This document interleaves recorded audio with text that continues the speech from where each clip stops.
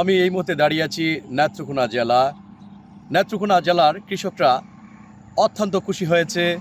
তার কারণ হচ্ছে সরকার 10,000 টাকা কৃষি ঋণ মওকুফ করেছে। এই মওকুফের ফলে কৃষকরা এক প্রকার আনন্দিত এবং তারা উচ্ছ্বাস প্রকাশ করছে। তারা বলছে এই ঋণ মওকুফের ফলে তাদের উপরে যে চাপ আছে সেই চাপটা সরে গেল এবং কৃষি উৎপাদনের ক্ষেত্রে তারা আরও কয়েক গুণ তারা শক্তি অর্জন করলো। কি বলছে সাধারণ কৃষকগণ সেই বিষয়েই আমি আপনাদের সামনে তুলে ধরব।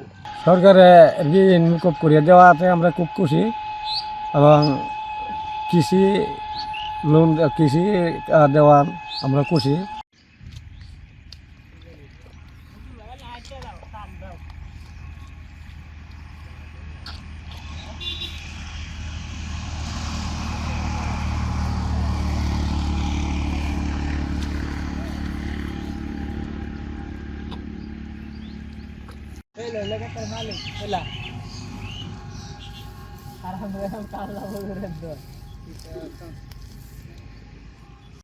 প্রধানমন্ত্রী তারেক রহমান সাহেব নির্বাচনের পূর্বে এবং আমরা নিজেরাও অঙ্গীকার করেছিলাম যে 10,000 টাকা পর্যন্ত কৃষি যারা নিয়েছিলেন, যে সকল কৃষক ভাইয়েরা, এটা সুদে আসলে যত টাকাই হোক, আমরা যদি সরকার গঠন করতে পারি এই পুরো টাকাটা মওকুফ করে দেওয়া হবে।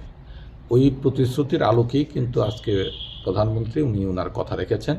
সেই জন্য আজকে কৃষি প্রধান এলাকায় আটপাড়া কেন্দ্রের পক্ষ থেকে মাননীয় প্রধানমন্ত্রীকে অভিনন্দন জানাচ্ছি এবং আগামী দিনে ওই কৃষক সমাজের জন্য যাতে স্বল্প সুদে তারা ঋণ পায় এবং প্রত্যেকটি কৃষি উপকরণের নিত্য সামগ্রী যে সকল রয়েছে এগুলা যাতে কম মূল্যে পায় এই আবেদনটা আমরা রাখছি এবং পাশাপাশি আগামী দিনেও এই কৃষকদের কল্যাণে সার, বীজ, কীটনাশক, সর্বোপরি যে কৃষক কার্ডের যে প্রতিশ্রুতি আমরা দিয়েছিলাম, পর্যায়ক্রমে সেই কৃষকদের জন্য আমরা কৃষক কার্ডটাও আমরা আমাদের প্রধানমন্ত্রী এই ওনার যে আমাদের যে অঙ্গীকার, আমরা যে প্রতিশ্রুতি, সেটাও বাস্তবায়িত হবে বলে আমি বিশ্বাস করি।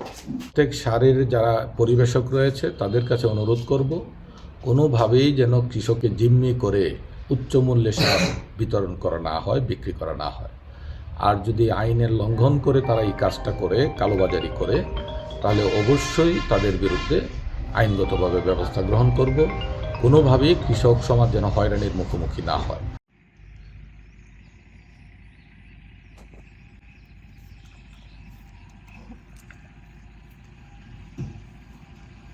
নুজুল ভাই, বিলাল ভাই কথা করো।